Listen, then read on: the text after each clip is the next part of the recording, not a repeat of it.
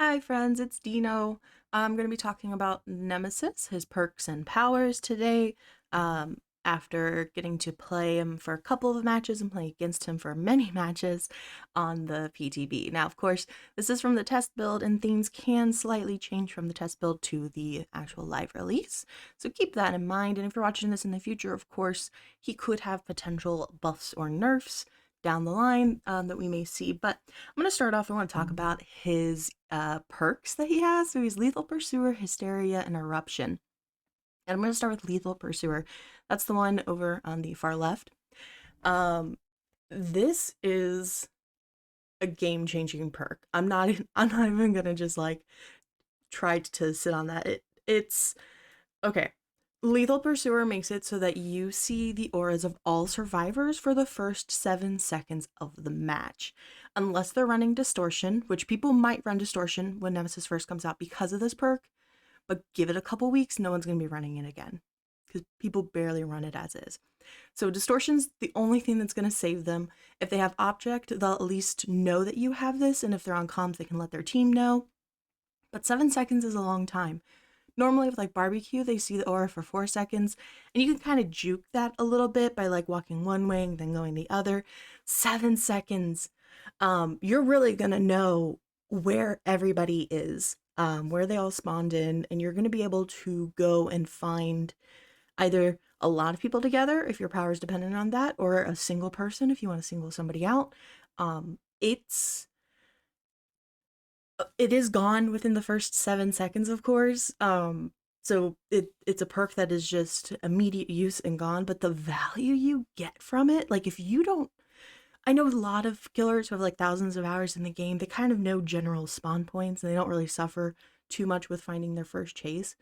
But if you're somebody who kind of struggles finding survivors, like this is such a strong perk. I expect to see this for forever. Um, it's just like the value you get from this perk, this singular perk. I love it. So here, look at this. You look around, I can see 2 people over there, probably 3. I see 1 person over there, and I decide, hey, that 1 person's alone and they're closer. I'm gonna go and fuck with this Cheryl. Now, please don't judge my gameplay. I never play killer. I've like 1,200 hours in the game, and probably like 900 of them are survivor, 200 of them are in the queue. So I never play killer, but that was that. The next one is Hysteria. I'm gonna pause here. So I'm showing Hysteria from the survivor side because it's a weird perk, okay? Basically, Hysteria, I think has a cooldown of like 90 seconds or something. Like it's a pretty gross cooldown for it. Let me see if I can actually go back a frame. Hysteria. I was actually really excited when I first read it, but then as I was thinking about it, there it is. I kind of hate it. I'm not gonna lie. Like as a killer, I kind of hate it. As a survivor, it's whatever. I'm never gonna see it, I'm sure. So whenever you put a healthy survivor into the injured state with a basic attack, all injured survivors suffer from the oblivious status effect for 30 seconds, and it can only trigger once every 60 seconds. So my first thought, I was like, oh, this will be cool with Plague and Legion because they're really good at keeping people injured. And obviously, with this perk, you're going to get your highest value if you have 3 survivors who are injured and 1 who isn't, and you hit that one, everybody, because it does affect the person who you just hit. So everybody is going to suffer from Oblivious. So Oblivious just means they can't hear the terror radius, which really fucks with their chase. They can still see the red stain because you're not undetectable, but the no terror radius is pretty cool. But then I was thinking about it, and I was like, no, it wouldn't work because they're good at keeping people injured, but people just stay injured against them. So you're never going to find a healthy survivor to do this to. So I'm trying to think like what killers this would actually be good on. And then the other part of it has to be with a basic attack. So already, you're pretty much like, it's gonna have to be like a 115 killer for sure to be able to like, because all the 110s, you have to catch up with them to do a basic attack. You might as well use your ranged. Um, I don't, I don't know about this one, but let me show you this gameplay. So, um, here's Nemesis. By the way, they use Trickster's running animation for Nemesis. You'll never unsee it now. So I'm injured, and then behind me, if you watch the HUD, he's going to hit Jill. Since I'm already injured, he triggered Hysteria, and so that's why I have Oblivious on the right side of my screen, and I can't hear a terror radius. And it messed with me for like a second. I was like, is he following me or not? And I double checked that he wasn't, and there was the zombie. So okay, now we get to play this game of going back again. I don't think it's like entirely useless, but I don't think you'll get as much value out of it as like you think you might. That's the issue of it. The fact that like other people have to be injured and then you have to put somebody healthy into injured state to activate it. Getting more than one survivor injured at a time isn't impossible. Like obviously he had 2 here. But I don't know, I think it's the fact of like it can only trigger every 60 seconds, which means like it's always just going to be like ticking on a cooldown. You don't really have as much control over it. Eruption, people are trying to say that it's like a better surge. And when I read this description to you, I just wanted to say like, I don't know why anyone would run Eruption over Surge or even over Oppression. Okay, Eruption. Let me read this description to you fully. This cooldown is disgusting. Okay. Anyway, after kicking a generator, its aura is highlighted in yellow. That makes sense. Kind of like Trail of Torment, right? When you put a survivor in the dying state with a basic attack, every affected generator explodes, regressing their progress by 6%. That's cool. And causing their auras to disappear. Any survivor repairing a generator when it explodes will scream and suffer from the incapacitated status effect for 14 seconds. That's pretty cool too. That's the same status effect they get when Victor is on them with the twins. They can't do anything objective based. Eruption has a cooldown of 90 seconds. Oh my god. Okay, listen, honestly, in my opinion, if you're gonna run this, you have to run it with Brutal Strength because there's no generator limit. You can have all 7 generators with Eruption on them. If you want to go around and kick all the generators. But to do that, you have to kick the generators. And I don't know. Everybody has a different playstyle, I know. But I'm not gonna lie. Kicking generators shouldn't be a priority unless it's something like you have oppression or pop. Like, you kicking that generator is not going to do anything for it, especially because somebody just go around and finish it. Because you can't kick a generator unless it has, like, no progress, right? So, the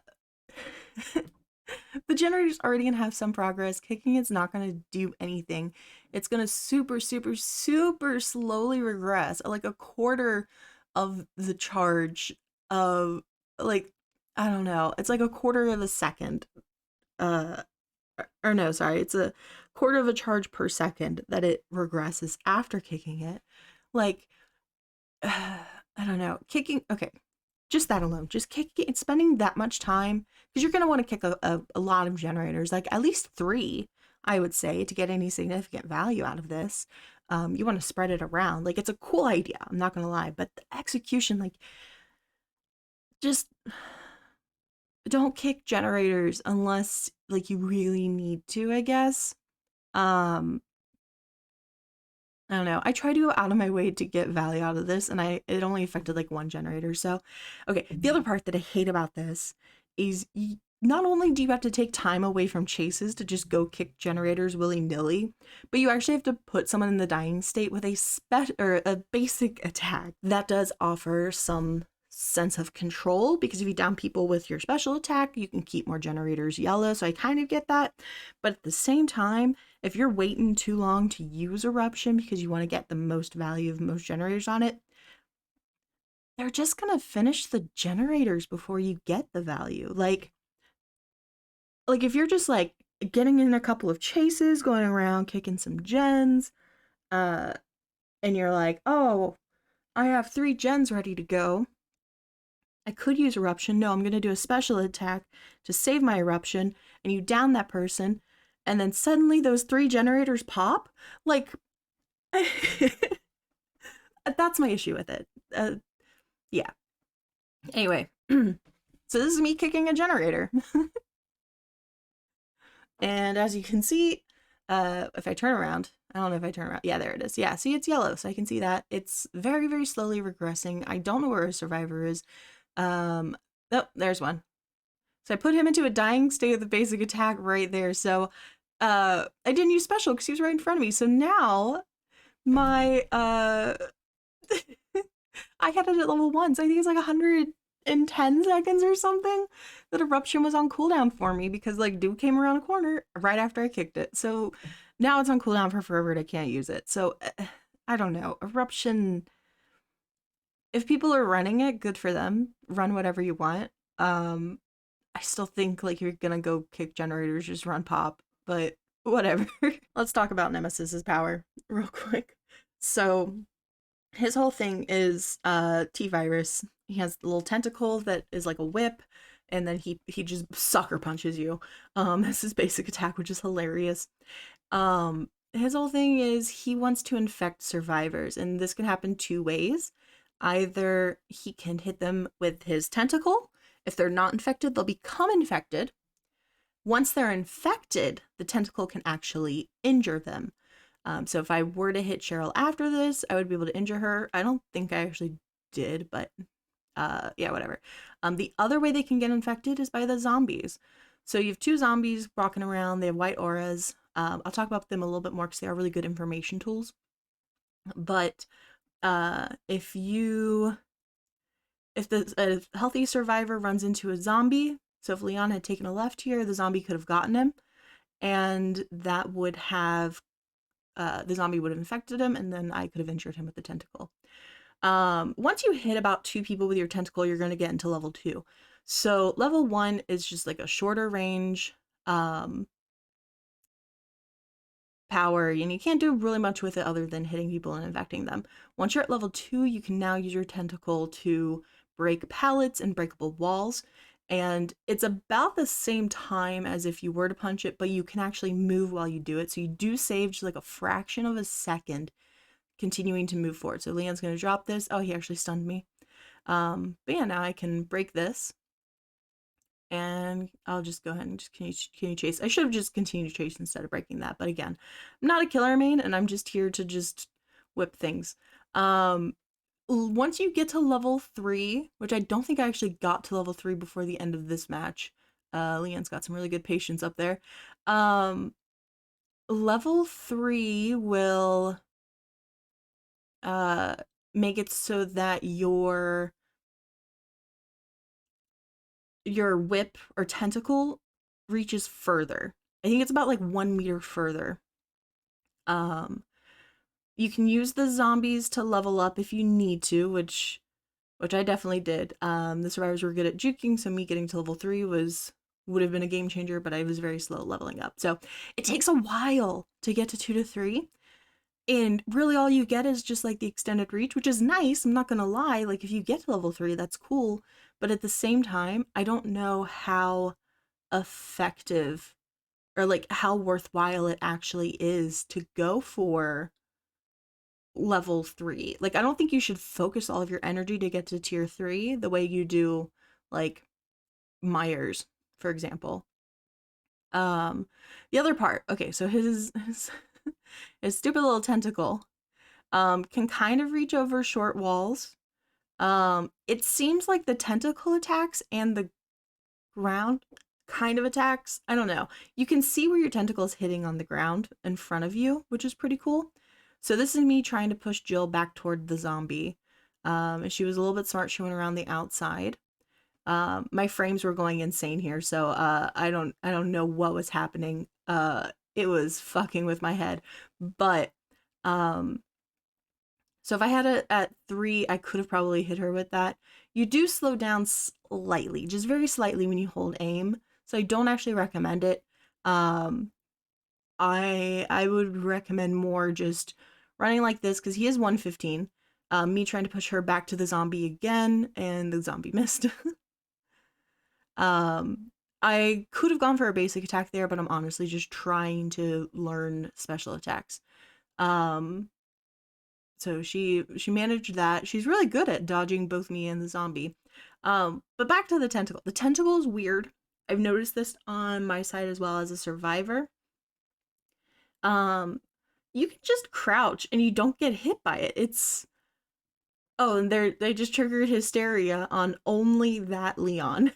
Everyone else is healthy, so no hysteria value at all. Um, yeah, the tentacle, the hitbox for the tentacle is so weird. And I don't know if they plan to fix it or what they'll do to fix it, if they do fix it at all. Like, I don't know. Um, yeah, it's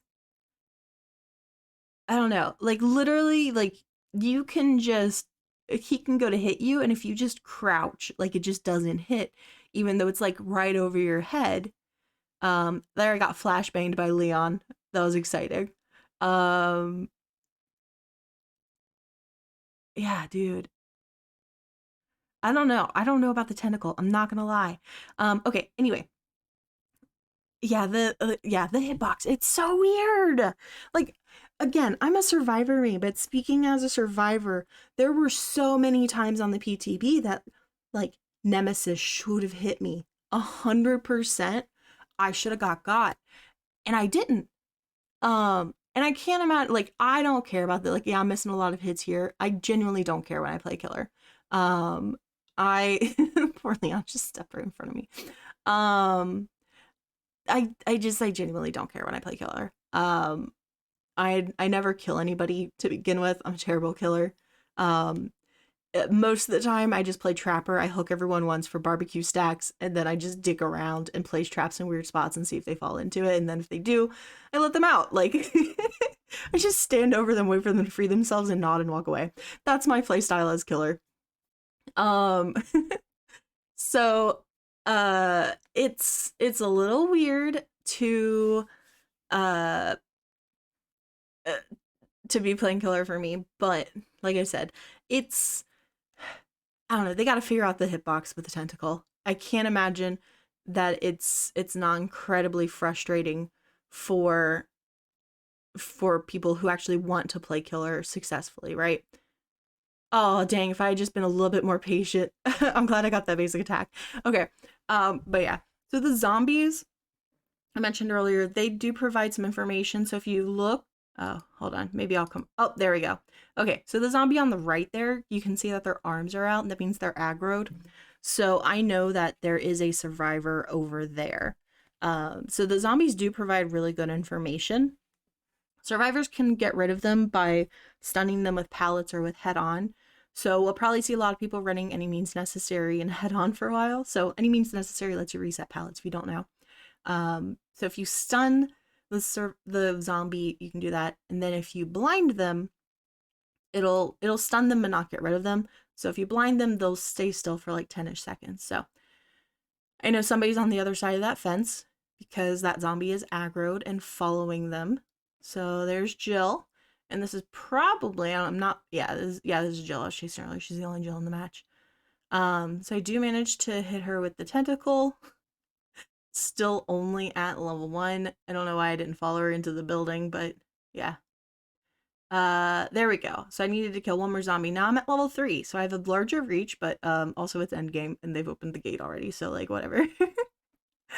um yeah, it takes such a long time to get to level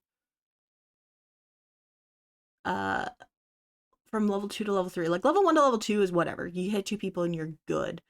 To get from 2 to 3, you hitting 2 people's not gonna do it. Like you actually have to like go and kill your own zombies, or the survivors have to cleanse with the vaccine, and you have to be able to hit them again because you do get more for hitting the survivors than the zombies. Um, oh, this is me playing against Nemesis. Cool. Um, so that's that stinks having to level up that way because I'm not gonna lie, watching if you're gonna watch this, um, you only get like 4 or 5 vaccines per match. I'm not sure what it is exactly, but oh yeah, this was me. I wanted to showcase Counterforce, so I was looking for totems. I don't know. Yeah, like okay, I'm stuck on that. It sucks to have to level up that much, but survivors so far the play that I've been doing and I've been seeing a lot of people, we just stay infected. That's it. If you get infected by a zombie, he gets a little bit of power, but not a whole lot. And I know Scott Jund proposed that a counter would be to just let a zombie infect you instead of him. Oh, there he is.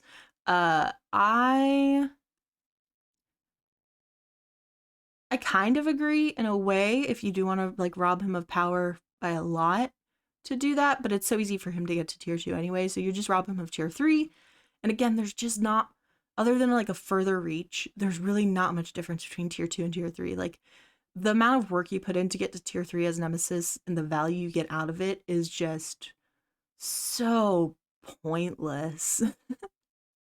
So yeah, this is me using Counterforce, but uh yeah, I don't know. Like Nemesis has really cool power, and I do like the zombies that they brought in.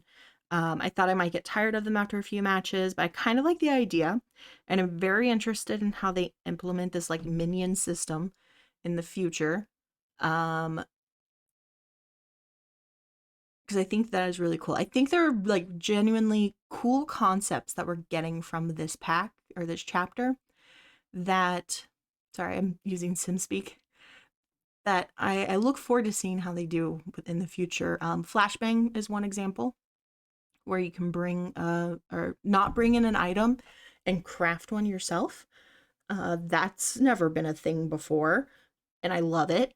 Uh, the AI zombies never been a thing before, and I love it. They're a little bugged. They're a little weird. They are slow. I'm iffy. Some of his add-ons are a little pointless, not gonna lie. Um, I wish that he had like a purple or an iridescent add-on that maybe added one more zombie to the game. Um, I think 2 zombies is perfect for like just normal, right? By the way, Counterforce coming in clutch here. I would not have finished cleansing this by the time she came back around, because of Meg, without it. So and yeah, you can see the totem on the other side map there. But um I I think 2 is perfect for your like your average game every day. But I just think it would be cool if you had an add-on that just added one more. So make it very rare or ultra rare or something, so it's not like every game. But I just think that would be pretty neat to add because a lot of his add-ons, like they're not pointless. Like they help with his power. They help him grow from tier 1 to tier 3 quicker, or they make the zombies move faster. So like they're not pointless add-ons like some killers have. They're definitely useful, and something you'll probably see being used a whole lot. But overall, like they're just kind of lackluster. Like he has one that causes any zombies killed during the end game to spawn in exit gates, which I thought sounded so cool, but then turns out it's still only 2 zombies ever. Um which sucks. Uh because yeah, 2 zombies don't really do a whole lot. They do help a little bit with zoning. I've definitely been camped by zombies. I've been body blocked by zombies. I've had loops shut down by zombies. So they have their lethality, but overall they're just not like they're not a severe threat is what I'll say, but they are a little bit bugged. They're not detecting as well as they were promised they should, so they might be a little bit stronger on the live servers when that comes out. So until then, they're not bad, and I do think it would be cool to have an add-on to add more. So here's me actually looping Nemesis, and I'm just gonna slowly get into a locker and he didn't even fucking notice. But yeah, so that's the trickster animation run when he's in chase. Like I mentioned earlier, you'll never be able to unsee it. I love that they were. I know. I always knew like they've been open that they recycle animations, but I do think it's just really funny that he's trickster. Anyway, I think that's all my thoughts I have. I guess to recap, Lethal Pursuer, fucking awesome perk. If you were to buy this DLC as a killer main for anything, get it for that perk. Two, Nemesis is genuinely fun to play. He's still 115 movement, even with a range attack. Um, I think the hitbox is weird, is my only critique with the tentacle whip, but otherwise, like, he is genuinely pretty fun to play. The zombies are really cool to go against, as well as like really great information. Um, Hysteria, I feel like people are gonna find a use case for Hysteria. I just haven't found it yet. But we'll get it. Somebody will let us know where to find the Hysteria value. I really thought he was gonna find me in there. I got scared. um Eruption though, honestly, I'm just gonna say if you're um if Eruption appeals to you, that's cool. I would just run Surge or Oppression instead. Like, if you want to damage multiple generators at once, Oppression. Or if you want like just a big chunk really quickly, Surge or Pop. Like, either of those would greatly help you. Um, yeah. So his perks are okay. I think we got better ones with the survivors. Not gonna lie, but I'm also a survivor main, so I was able to find use cases much quicker for the survivor perks than the killer. So that's part of it too. But yeah, I hope you guys enjoyed this. If you haven't already, I did make a video on Jill and Leon's perks. And next week, I will be having two more PTB videos, one going over the Raccoon City map and my thoughts about that, as well as the new tutorial bot matches. I haven't seen a lot of people playing those, but I realized I went to check out like all the different stuff because the HUD looked like the main menu looked different in the PTB, and I was like, let me just check the tutorial, and yep, it was indeed a different tutorial. So that was really cool and I enjoyed it. So that video will be up next week along with the Raccoon City map. And I hope that you guys have a wonderful rest of your week. Good luck out there in the fog and have fun. Bye bye.